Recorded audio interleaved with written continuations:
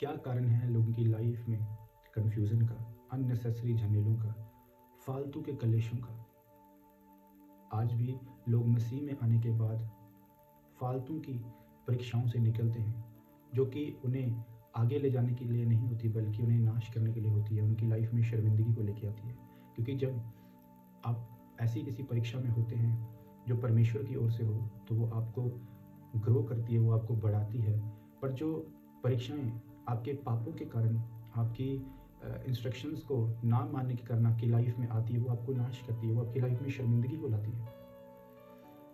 आज सबसे बड़ा जो कारण लोगों की लाइफ में ऐसी चीज़ों का है, वो ये है कि वो परमेश्वर की होली स्पिरिट की आवाज़ को इग्नोर करते हैं। प्रेरितों के काम उसके 28 अध्याय उसकी 25 आयत में लिखा, जब वे आपस में एक मत ना हुए तो पौलुस की इस बात के कहने पर चले गए, पवित्र आत्मा ने यशायाह भविष्यद्वक्ता के द्वारा तुम्हारे बाप दादों से ठीक ही कहा, जाकर इन लोगों से कहे कि सुनते तो रहोगे परंतु ना समझोगे, और देखते तो रहोगे परंतु ना बूझोगे, क्योंकि इन लोगों का मन मोटा और इनके कान भारी हो गए हैं और उन्होंने अपनी आंखें बंद की हैं। ऐसा ना हो कि वे कभी आंखों से देखें और कानों से सुने और मन से समझे और फिरें और मैं उन्हें चंगा करूं।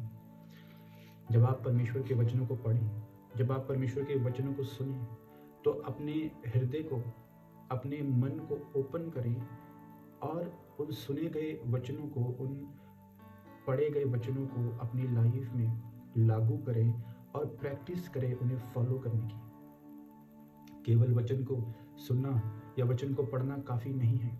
जब आप परमेश्वर के वचनों को सुनते हैं और जब उसे आप पढ़ते हैं, तो डिसीज़न लें उन वचनों पर चलने का। जब होली स्पिरिट आपसे बात करे अपने दासों के द्वारा, जब पवित्र आत्मा बात करे वचन के द्वारा, तो आपको उसकी आवाज़ को इग्नोर नहीं करना, बल्कि आपको परमेश्वर से प्रार्थना कर कर उन वचनों पर चलना है। परमेश्वर के वचनों को फॉलो करना आसान नहीं है, पर परमेश्वर ने कहा कि जो मेरी भेड़ है वो मेरी आवाज़ को पहचानती है और मेरे पीछे चलती है।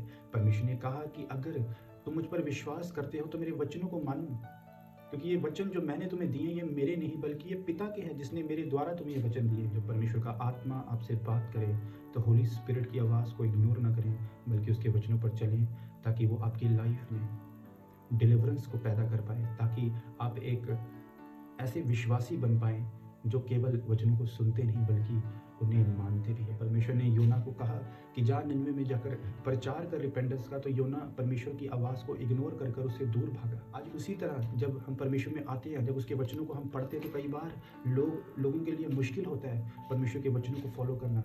अपनी गर्लफ्रेंड को छोड़ना, व्यभिचार ना करना, गंदी फिल्म ना देखना, गालियाँ निकालना बंद करना, चोरियाँ ना करना, 2 नंबर से पैसा ना कमाना, ये सब चीज़ें मुश्किल होती है। जगह जगह ना जाना, वर्ल्डली म्यूज़िक को ना सुनना, वो फालतू की मूवीज़ को ना देखना, ये मुश्किल है।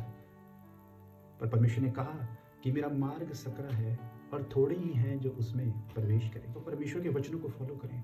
जो आप चर्च में जाके सुनते हैं, जो आप रोज़ बाइबल को पढ़ते हैं, इसमें से जो सीखते हैं अपनी लाइफ में उन्हें लागू करें, प्रैक्टिस करें उन्हें फॉलो करने की। परमेश्वर से ग्रेस को मांगें और वो आप पर अनुग्रह करेगा। सो आज से परमेश्वर के वचनों को पढ़ें, उसे सुनें और शेयर करें, और खुदावंद आपको ब्लेस करेगा। आप सभी को जय मसीह।